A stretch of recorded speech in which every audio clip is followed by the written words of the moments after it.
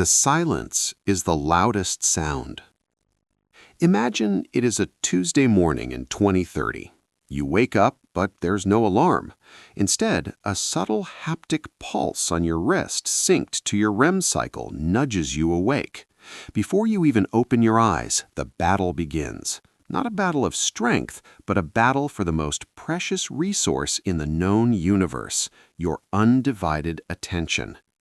We are living through the great cognitive reset.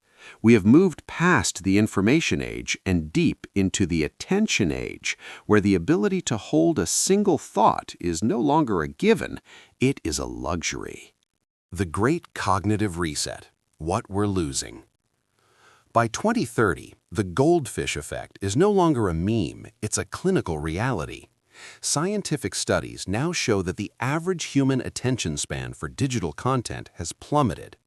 But it's not just about how long we can watch a video, it's about cognitive switching costs. Every time a notification pings, it takes an average of 23 minutes to return to a state of deep focus.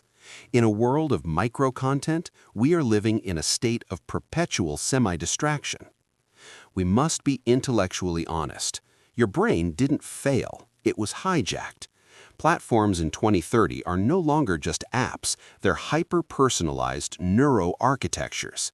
Using real-time biometric feedback from your smartwatch or AR glasses, algorithms now know when your dopamine levels dip before you do.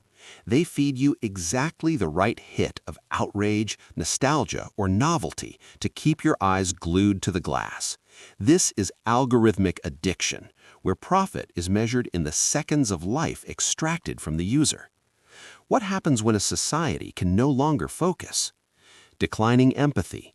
Empathy requires slow thinking. It requires the ability to sit with another person's perspective. In a world of 3-second swipes, we lose the nuance required for human connection. Decision fatigue. By 2030, the sheer volume of micro-choices, what to click, what to skip, how to react, leaves our prefrontal cortex exhausted by noon. We aren't making bad decisions, we are simply too tired to make any. 2030's new gold rush, your undivided attention. In the corporate world of 2030, a new C-suite role has emerged, the CAA, Chief Attention Officer. Companies have realized that a distracted workforce is an unproductive one. Attention architects are now hired to design workflows that protect the cognitive load of employees.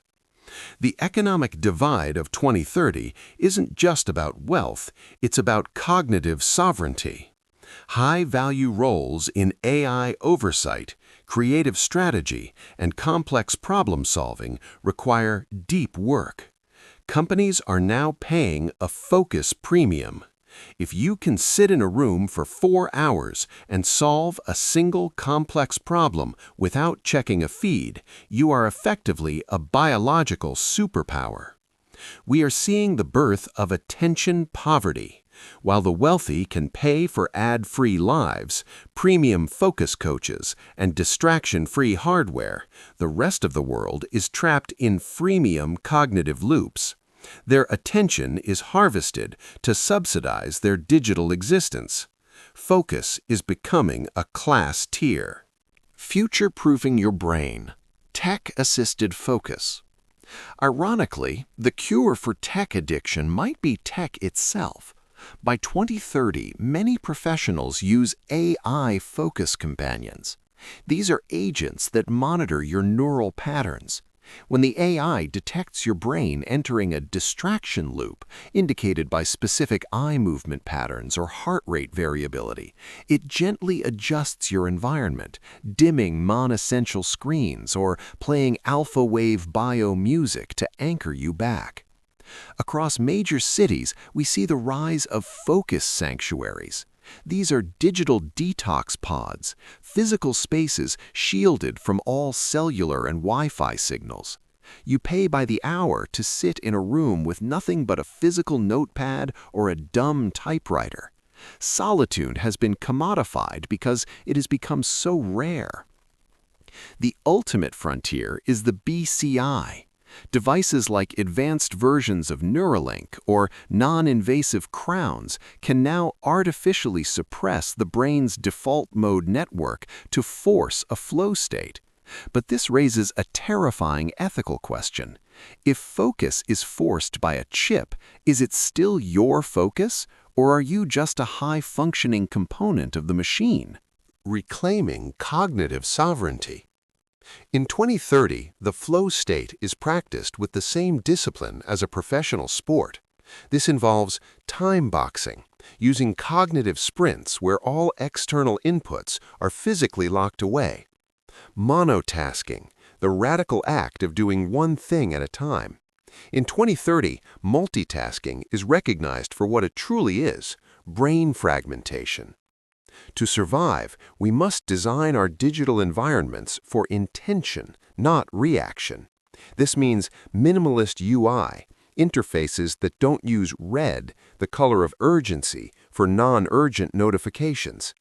The 24-hour buffer, a practice where any non-essential digital purchase or hot take must sit in a draft folder for a day before being executed. We must embrace deliberate boredom. In 2030, the most successful people are those who can stand in a grocery line for 5 minutes without pulling out their devices. They use that time for creative solitude, allowing the mind to wander and solve problems in the background. Boredom is the soil in which original ideas grow.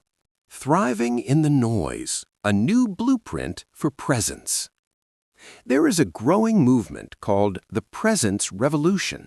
It posits that being fully here, at a dinner, in a meeting, or on a walk, is the ultimate superpower. It is the only way to experience life rather than just consuming it. By 2030, schools have pivoted. Since AI handles information retrieval, the core curriculum is now cognitive management. Children are taught focus endurance, just as they are taught physical education. They learn to navigate the attention landscape without falling into the traps of predatory algorithms. You don't have to wait for 2030 to reclaim your mind. Your roadmap to mastering focus begins with 3 steps. Audit your loops. Identify the one app that leaves you feeling hollow after use. Delete it for 48 hours. Protect your mornings. Give yourself the first hour of the day for input-free thought. And practice presence. Next time you are waiting, don't reach for the phone. Just be there. Observe. Breathe. The future belongs to the focused. In an age of infinite noise, the person who can hear their own thoughts is king.